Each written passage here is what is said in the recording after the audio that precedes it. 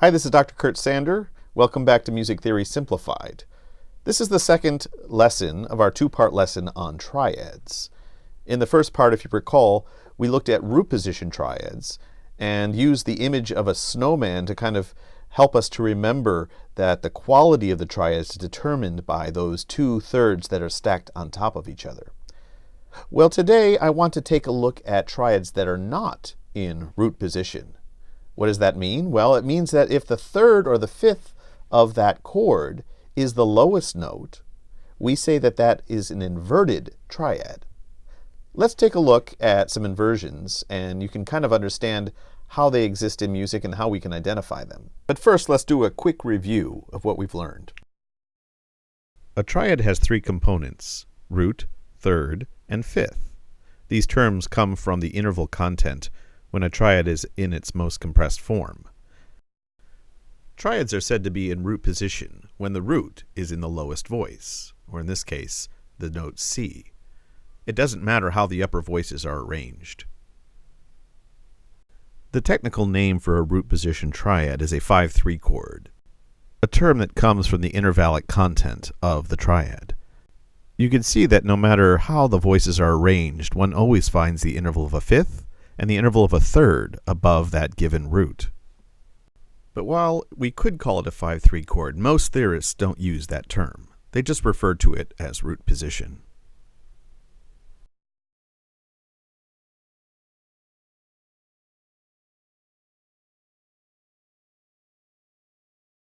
For example, if we took this lowest C here, the root, and we moved it up to the C above the other two notes, the third of the chord is now the lowest pitch. And so we say that this chord is in inversion. And remember, an inversion is when the lowest note is something other than the root of the chord. Because the C major chord no longer has C as its lowest voice, but the E, or the third of the chord, we say that this is a C major chord in first inversion, or C6 for short. That number 6 comes from the intervallic content whenever the third is the lowest voice. You can see here between the third and the root, no matter how the notes are arranged, you always get the interval of a sixth. And between the third and the fifth, no matter how the notes are arranged above, you're always going to find the interval of a third. So because of these intervals, the official name for a first inversion triad is a 6/3 chord. But in music theory, it's all about abbreviations. So we get rid of that 3 and just refer to it as a 6 chord. But what if instead of just moving one note, we actually moved 2, the root and the third, and now those notes were above, leaving the fifth as the lowest voice? Well, we have a name for this too. It's referred to as a second inversion chord, or a C6/4. It's important to mention here that the root still is C. Just because we've moved it above doesn't change that. What does change, however, is the intervallic content when the fifth is in the lowest voice. You can see here between the fifth and the third, you'll always find the interval of a sixth. And between the fifth and the root, you find the interval of a fourth, no matter how those notes are arranged above.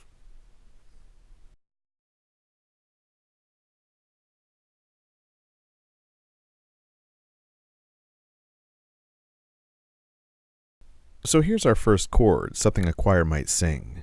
And just like before, we look to the bottom note, and mentally we're going to slide that over to our newly created staff here, and then look to see if we have a note a third above that, which is this F. So we're going to slide that one over, and then we continue the process looking for an A. But in this case, we don't find the A. There is no A in that chord. So that means the remaining pitches will go a third below.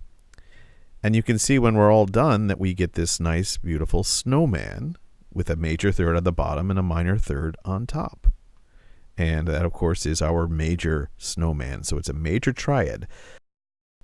And when we go back to the original chord, now with the colors that we've acquired from putting it in its most compressed format, we can see that indeed the third is the lowest note. And when the third is the lowest pitch, we call it first inversion. So this is a B flat major in first inversion, or a B flat 6 for short. Let's try another one.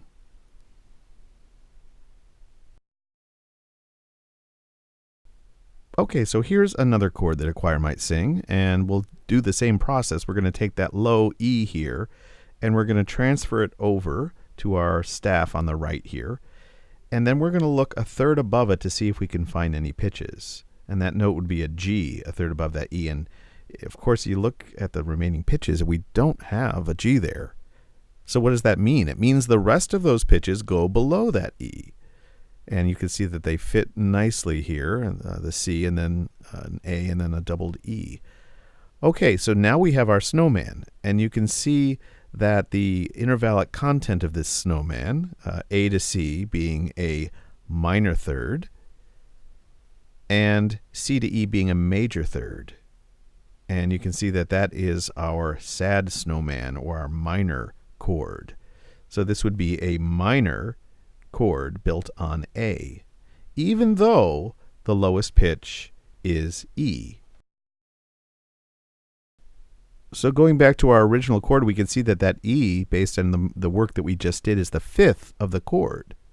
So when the fifth of the chord is in the lowest voice, we say that this is in second inversion, or abbreviated simply A minor 6/4.